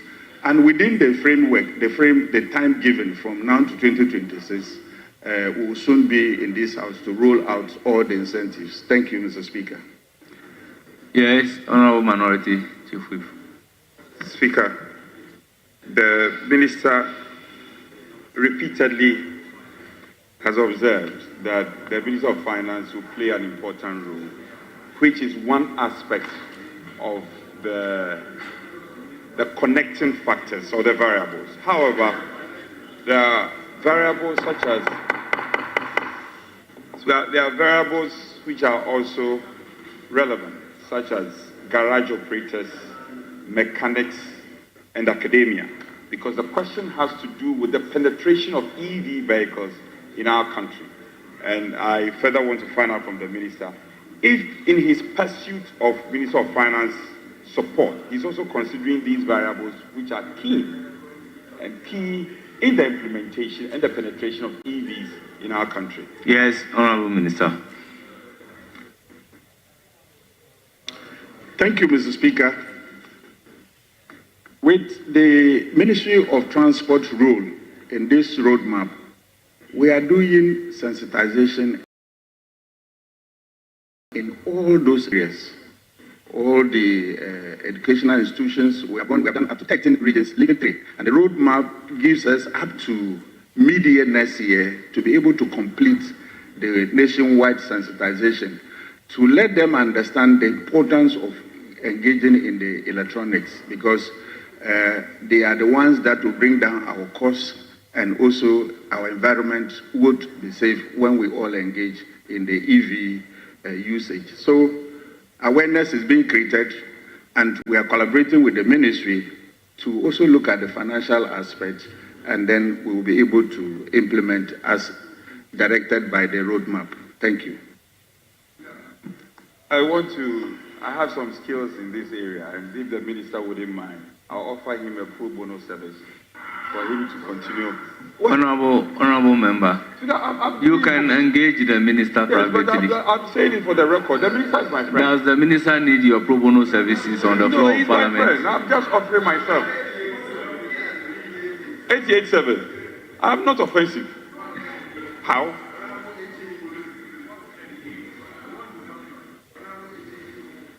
Honorable members, question number 114. Standing in the name of Honorable Seto Akoto, Ekima Mponua, Member of Parliament. Thank you, Mr. Speaker. Former Chief Director. Thank you, Mr. Speaker. I seek your indulgence to withdraw the question. Thank you. Very well. Question accordingly withdrawn. Honorable Minister, on behalf of the House, we thank you sincerely for attending upon the House and responding to all questions scheduled for you. You are accordingly discharged. Yes. Majority Chief Whip, any indication? Question time is ended. Speaker, that is so. Speaker, we are now ready to do some business. The report from the Agri Committee in respect of the Fisheries bill that was referred to them is ready. 2 reports actually, Mr. Speaker. Yes. So, Speaker,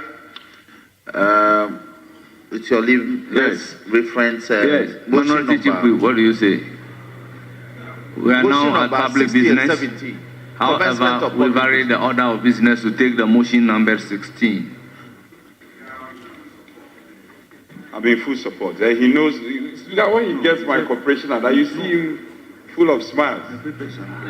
But I also want to remind him that they are outstanding business. Your members at your back, the morale is low. We will support you to do your business. But yes.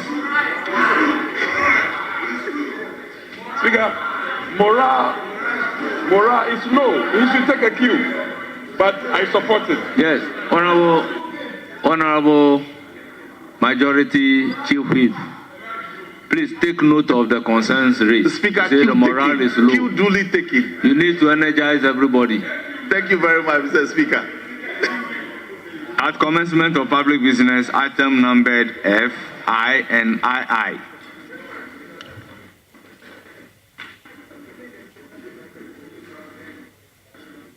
Chairman of the committee. Report of the Committee on Food, Agriculture and Cocoa Affairs on the determination of the agency of the Fisheries and Aquaculture Bill 2025. Report of the Committee on Food, Agriculture and Cocoa Affairs on the Fisheries and Aquaculture Bill 2025. Honorable members, the reports have been duly presented and it is for distribution to honorable members. Thank you very much, Chairman of the committee. Yes, Majority Chief Whip.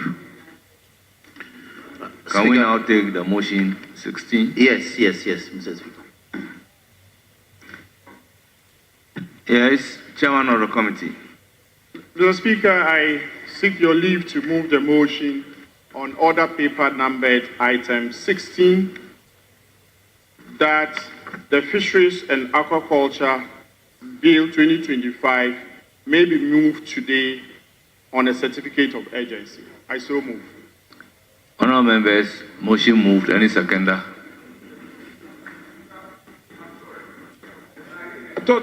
I thought 16 is a procedural motion. That is the procedural motion that he has moved. You move item 16. Okay.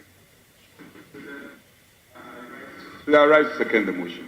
Very well. Motion moved and seconded. This is a procedural motion. The question is, seconded. As many as are in favor of the motion say aye. Those against say no. The ayes have it. The motion is accordingly adopted. Yes.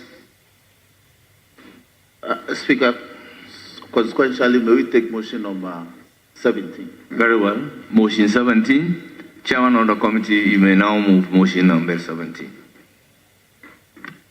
Mr. Speaker, thank you for the opportunity to move the motion on the order paper number 17 for the determination of the agency of this bill. Mr. Speaker, whilst moving that motion, that you adopt the report that we are presenting to your house, to this house, Mr. Speaker. Mr. Speaker, allow me to give a few highlights on the justification for the agency. Mr. Speaker, I request the Hansa Department to capture the full content of this report as if it was read in its entirety. Mr. Speaker, allow me to give you a brief history, which should be brief, and also highlight some aspects for Hansard because of the fact that, Mr. Speaker, this bill was considered in the 8th Parliament. And in the 8th Parliament, we couldn't go through the full process. And so it expired with the term of the previous Parliament. Fortunately, some members of your committee also find themselves in the same committee of agriculture where this bill has been referred to again. Mr. Speaker, we realized that there was then an opportunity for the ministry to imbibe its energy and vision into the new legislative framework for consideration. Mr. Speaker, we accordingly took your referral, considered it, and in our deliberations, we observed a lot of stakeholder interest in bringing new dimensions to a modern way of managing the fisheries industry. And so we took a lot of those considerations on board and made substantial changes and revisions attending to some of the provisions that have been provided. Mr. Speaker, this report, I refer you to page 3 and page 4 that has a table that extensively captured most of the revisions that have been made to the provisions. Mr. Speaker, the fact that you gave it on the certificate of agency, we realized that we needed to include this together with the Attorney General and then relay the bill. Mr. Speaker, it's now been incorporated in the new report and the bill before you, and it has accordingly been relayed for your consideration. I so submit, Mr. Speaker, the agency is relevant, and I invite this House to consider the report recommending that the bill be taken on the certificate of agency. I so submit, Mr. Speaker. Honorable members, motion move, report presented. Speaker. Yes, you have the floor. Speaker, I second the motion on the floor. Speaker, as you are aware, this bill, the drafting of it started way back in 2022. And as the chairman has indicated, it has gone through a lot of transformation, review upon review. And again, as you are aware, we have already been shown the yellow card. Speaker, in football circles, if you are shown a second yellow card, it means red card. We shouldn't wait until we are shown another yellow card. Speaker, we'll risk losing our export to the European market. So I urge this House to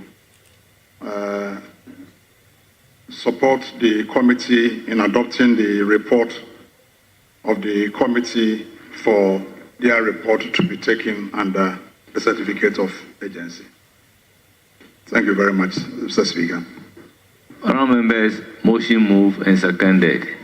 Honourable members, as indicated by the chairman of the committee, this is a similar motion moved, seconded, and debated by the House. We are again at this stage because the proposed amendments of the committee and others were integrated into the bill. So the old one that has been debated was withdrawn and reintroduced. In view of this, how many contributors do we take at this stage? Do we take the leadership and then I'll put a question? Speaker, that's the agreement. Very well. Minority Chief Whip, you have the floor. Speaker, let me first of all commend the leadership of the committee, both chair and ranking, and I cannot leave out the minister who has strongly followed through on these matters. Looking at the report, I think there is a consensus, both sides of the committee, that it should be taken under certificate of urgency, so there is no debate about it. I am happy if you read the report, clearly captured is what the committee has done in terms of the consultation. My worry has been the consultation. We all know how the issues has been sprawling in terms of the fishing industry. And Minister, I know you are an expert in this area, but my worry has often been what has been the extent of consultation in these matters. Oftentimes, we are in a hurry to sign agreement, international agreement. Don't forget, we have taken the prior decision by signing an agreement which is relevant. And now we are trying to incorporate some of the content of the agreement signed into this bill. That I commend you highly. The ranking member could not have captured the concerns rally when he spoke to the yellow card status that as a country we have attracted. And we cannot delay further to attract a red card. That would be an avoidable pain. So, Speaker, without adding more, I think I support it, and let's proceed and take the decision and then move on to the next stage. So, Minister, we commend you highly for this swift action to change the legal regime, which I think is very important. Speaker, thank you. Thank you very much. Yes, Majority Chief Whip. Speaker, I adopt the submissions from my brother as though they were mine, and to add that reference to paragraph 4, subparagraph 2 of the report, page 7 of 8, Speaker, the essence of the urgency of the taking this bill with alacrity is aptly captured. Speaker, we are told that, especially in the second sentence, that Ghana is tagged as a non-compliant country in the fight against illegal fishing activities. Failure to act swiftly in changing the legal regime could result in the issuance of a red card by the EU. Speaker, the report is further indicating that a red card will result in a complete ban on the exportation of fish and fishery products to the European market, Mr. Speaker. And this could lead to an estimated loss of $425 million. So, Speaker, we are speaking pure matters of extreme commercial value to the nation. So, with these words, I urge the House to adopt this report so that the bill can be taken under certificate of urgency. I thank you for the opportunity. Honourable members, at the conclusion of the debate, the question is as many as are in favour of the motion say aye. Those against say no. The ayes have it. The motion is accordingly adopted, and this House has approved that the Fisheries and Aquaculture Development Bill, or the Fisheries and Aquaculture Bill 2025, be taken under a certificate of urgency. May we skip motion numbered 18 and take motion numbered 19. Speaker, that's so. Yes. Minister for Fisheries and Aquaculture Development, you have the floor. Motion numbered 19. Thank you, Mr. Speaker. Mr. Speaker, I seek your leave to move the motion numbered 18 No. 19. Yes, 19. 19. That the Fisheries and Aquaculture Bill 2025 be now read a second time. I so move. Thank you. Thank you. Motion moved. Any seconder? Mr. Speaker, I second the motion. Honourable members, motion moved and seconded, and it is for the consideration of the House.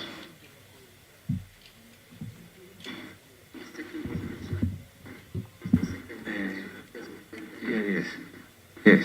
Honourable member, present the report. In seconding, Mr. Speaker, I wish to submit the committee's... Honourable members, we are all making mistakes. At second reading, we don't second. So you just go ahead and present the report. Yes, Mr. Speaker. Mr. Speaker, in seconding, I wish to present your committee's report for adoption. And, Mr. Speaker,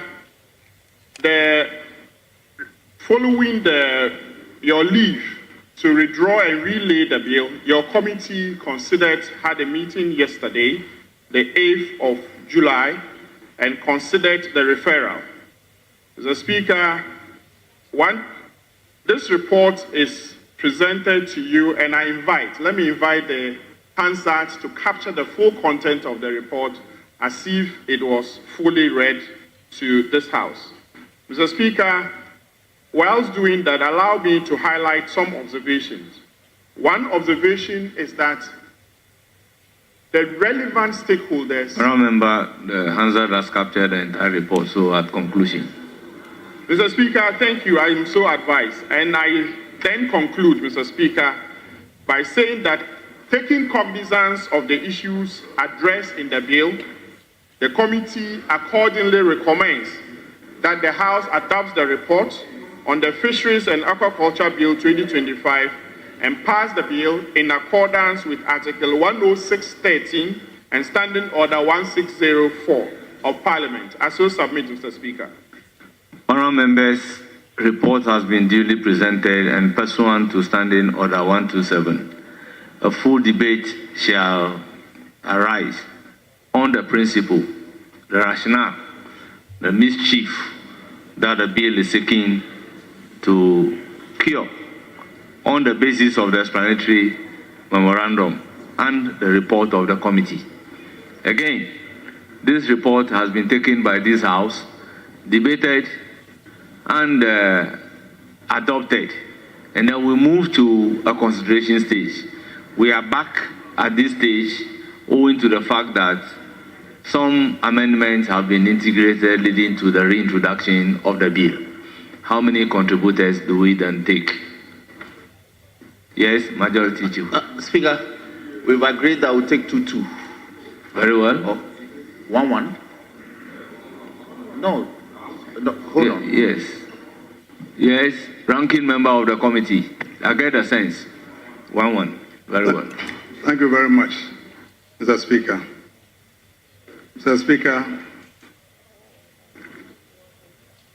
last week, I visited my doctor, and I was asked to cut down on the intake of red meat.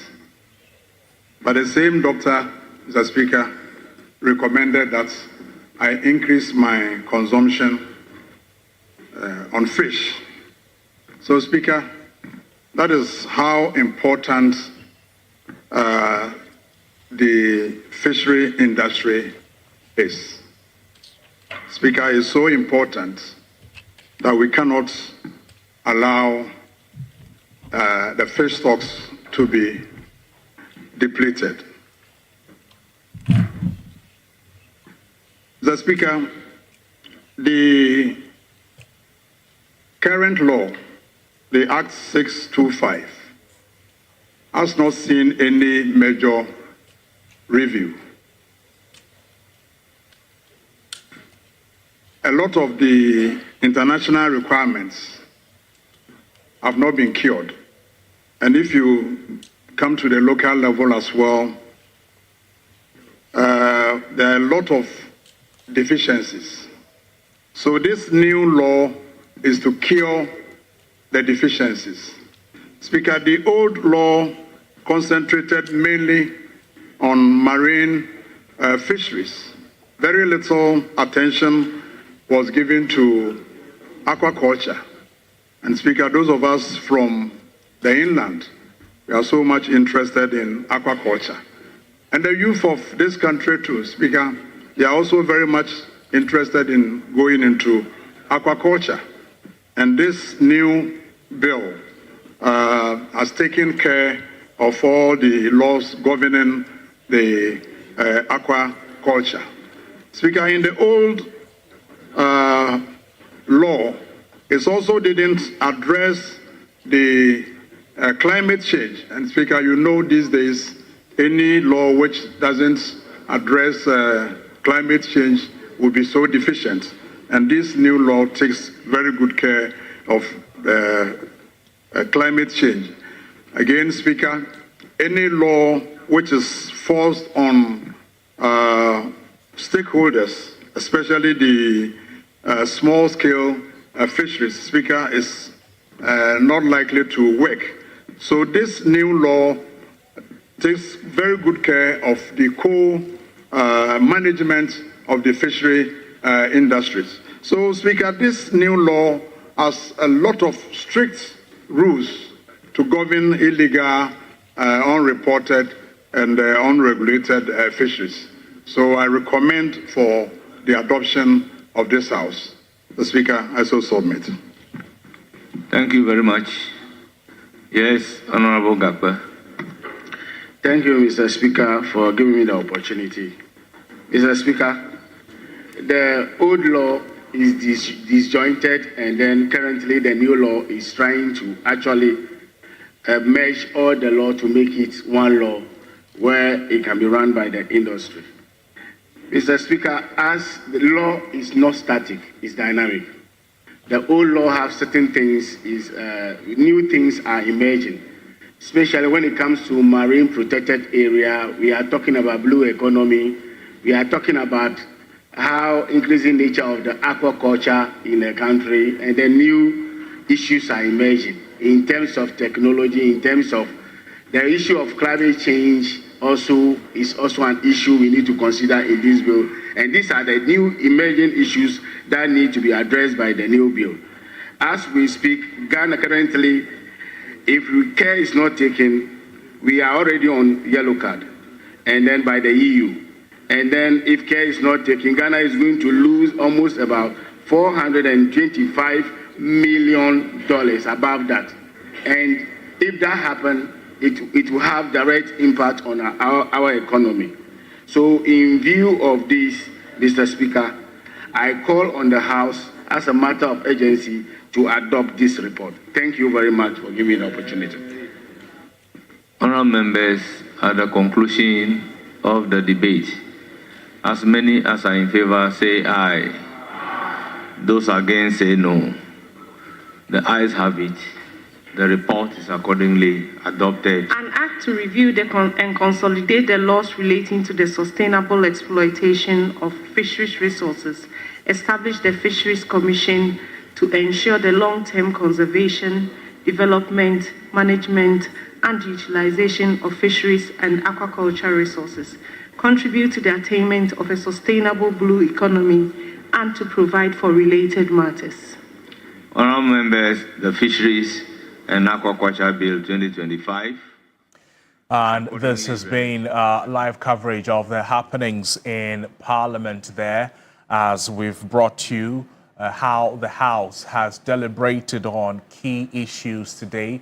The presence of some ministers to answer questions from both sides of the House. First was the Interior Minister Muntaka Mubarak answering questions relating to airport security, specifically narcotic detectors. There's also the Roads Minister. He has been to Parliament answering constituency-specific questions as well. The Laregu-Bunkpurubu Road, for instance, has been of paramount interest to the members of Parliament concerned with that road. The Transport Minister, Joseph Bukari-Nikpe, has also been to Parliament to answer questions. And right now, what is happening is that the Fisheries and Aquaculture Bill 2025, Parliament has approved the bill to be considered under a certificate of urgency. That's our coverage today, but it is continuing on our social media platforms at TV3 Ghana, but the coverage on television is ending now. It is, however, continuing on our social media platform, TV3 Ghana, and we are returning to normal programming. The news team will be here at 7 o'clock with News 360, updating us on all other key happenings in the country and outside of the country. My name is Noble Crosby, and thank you so much for spending your time with us. Bye-bye.